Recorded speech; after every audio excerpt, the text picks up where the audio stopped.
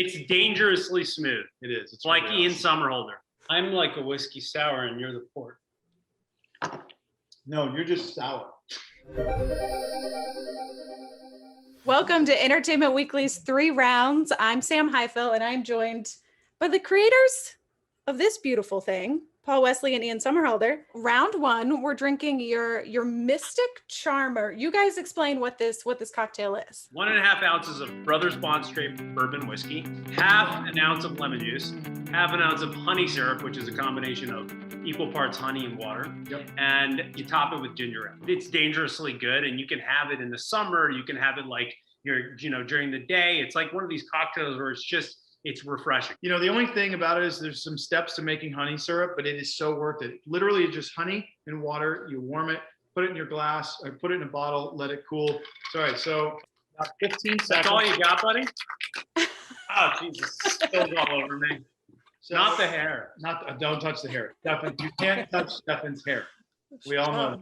Yeah, of course. So we have our own Brothers Bond strainer, which we're super proud of. We're gonna strain this over fresh ice. We're just gonna top this with a little bit of yummy ginger ale. Oh, delicious. Oh, that would have been bad. He's hammered already. And that lemon wheel. Yep. Sure. Little Brothers Bond. Get in there, dog. Get under the there, bottom. Get in there. Pull it up. Pull it up. Shall It's we? Unbelievable. Cheers, guys. Cheers. Oh, Isn't that crazy, right? it's just delicious. I could drink that whole thing. So for those who haven't seen the show, we played brothers who drank bourbon on screen. Off screen, Ian and I also bonded drinking bourbon. Obviously, we weren't drinking bourbon on screen. Otherwise, well, his performance would have been a lot better. I would have. He would have forgotten even more lines. But the reality is we would finish shooting and we go to the bar or we go to our homes or whatever, and we'd always kick back and have a bourbon. So we developed this love for bourbon. Ian had it It's more the only so way that we could actually tolerate each other. Career-wise, let's talk. What was your first audition? Oh my God, mine. I started doing theater in elementary school. Elementary. And I was doing, kinds of just like, theater stuff. And then I was doing this theater workshop in New York City, and an agent saw me and said, "Hey, do you want to audition for a soap opera?" And I was like, "Yeah, of course." Yeah, Oh my God, that's right. So I auditioned for the soap opera and I got the job. But you were and young, right? Yeah, I was really young. So that was my first real audition. I had done like a couple little commercials, but I never really auditioned. It was more like an extra. You put your headshot. They submit your headshot kind of thing. But that was my first real audition, and I got the gig. The show got canceled like 3 months later. What show? It was called Another World. I think my mom used to take me to auditions at like local theater when I was really a kiddo. And I want to say my first audition, I think probably either at school or for a production was, I want to say like 4th grade, maybe. So maybe 5th, no, probably 4th, 5th grade. And I knew very early, like, this is what I want to do.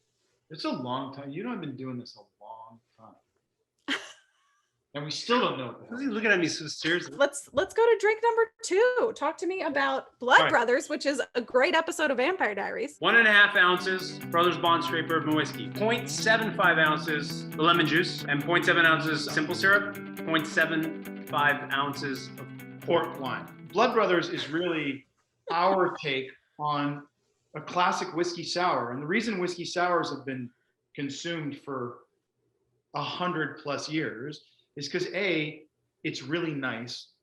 Typically bourbon is going to be really a lot stronger than ours. And this really balances it out. But that woodiness of the bourbon is really nicely balanced out with the citrus and the sweet.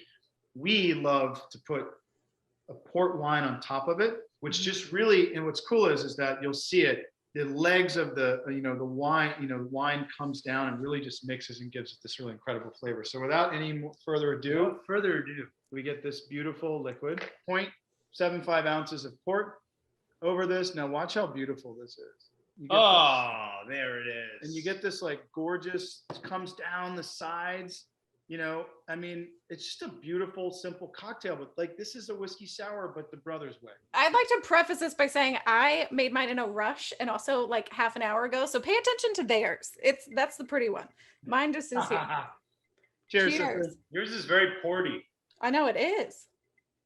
I want that at a summer picnic. I'm like a whiskey sour, and you're the port. No, you're just sour. Can you drink iced tea anymore, or were you done with it by the end of Vampire Diaries? Well, I'll tell you a funny iced tea story. So we were obviously drinking the iced tea quite often, and you know, when you're on set, you're doing take after take after take after take, and you know, you take a sip in a scene.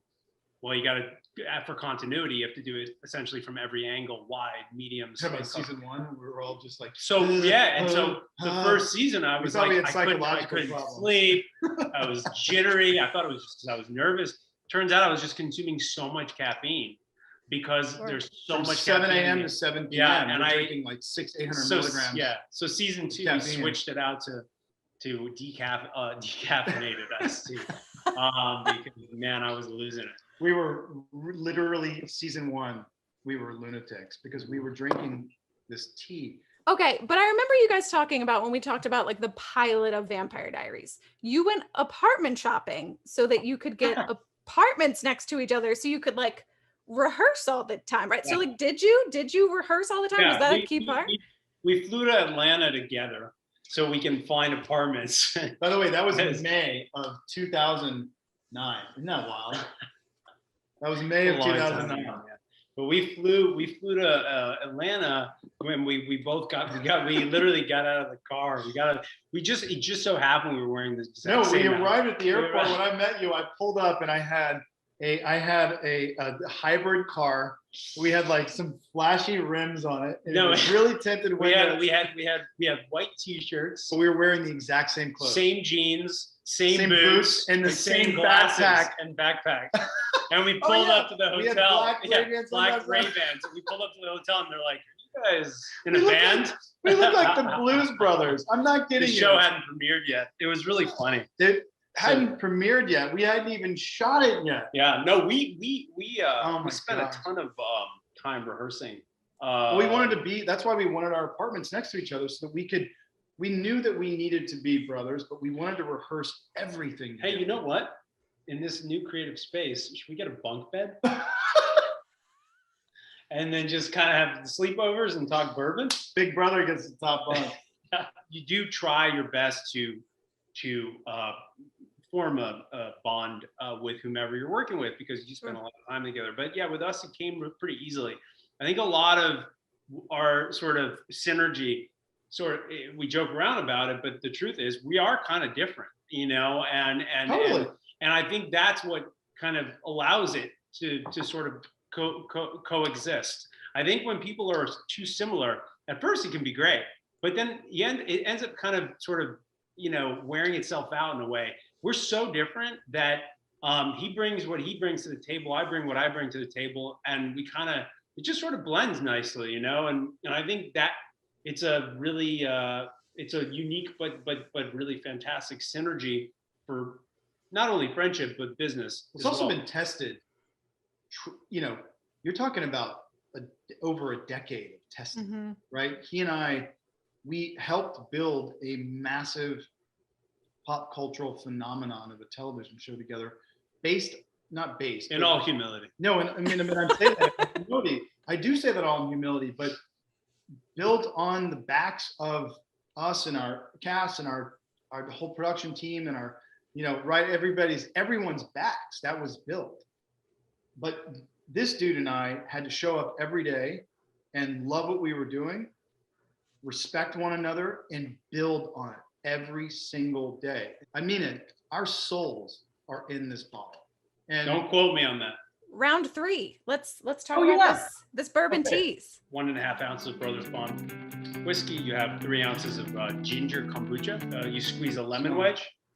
Isn't that incredible? Damn, that's good. And 1 teaspoon of freshly grated and peeled ginger. Literally freshly grated ginger. And by the way, again, I want to reiterate, this is all on our website, so you don't have to, you know, people want to make this at home. It gives you the method and the ingredients and photos and everything. So anyway, here it is. in its finished form. And I'm going to use a Mm. Brothers Bond beautiful cocktail spoon. So the bourbon tease is a Cheers, sort of Cheers. modern take. Should we take a It's sip? kombucha. Cheers, sister. Cheers. It's kombucha. It's bourbon.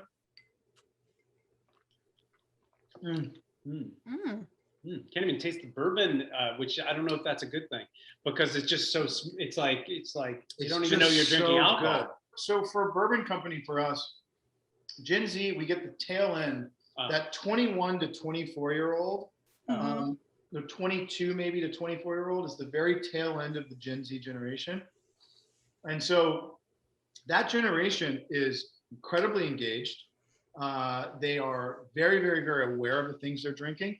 And the other thing about it too, and this is something that we talk about from a corporate level, which is so strange for us to say, but as a company level, is that millennial and Gen Z consumers. I'm a millennial, just so you know. You are millennial. But well, millennials and Gen Zs are going to change the world, right? But the idea is like, listen, millennial consumers and Gen Z consumers, they want to know that the companies that they are spending their hard-earned dollars supporting are going to something that is meaningful.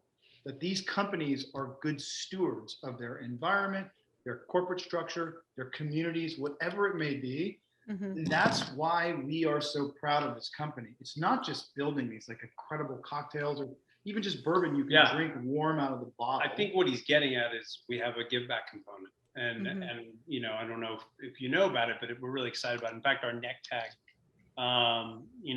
sort of speaks to that. And so we're giving a portion of all of our sales is going towards regenerative agriculture. So yeah, I mean, what Ian says is totally accurate. I think these days, if you start a company, you have to sort of think about how you can give back. But one of the other things that I think is so special about our brand, or at least what we stand for and our ethos of our company, we talk about it with our team, so we're not interested in just selling alcohol. It's like we're interested in people purchasing this and experiencing a bond with whomever they're sharing it with. I mean, really, and I know it sounds kind of cheesy, but it's true. Alcohol is meant to be consumed in celebration, in kinship, and as a bond. And so we really want the Brothers Bond name. Yeah, okay, it's a nod to us, but at the end of the day, it's a bond with whomever you're sharing this drink with. And I think that's so important for us to really note to our fans and to people that are buying this, is to really enjoy this with someone. Let's end this on one final cheers, guys. Cheers to you and Brothers Bond.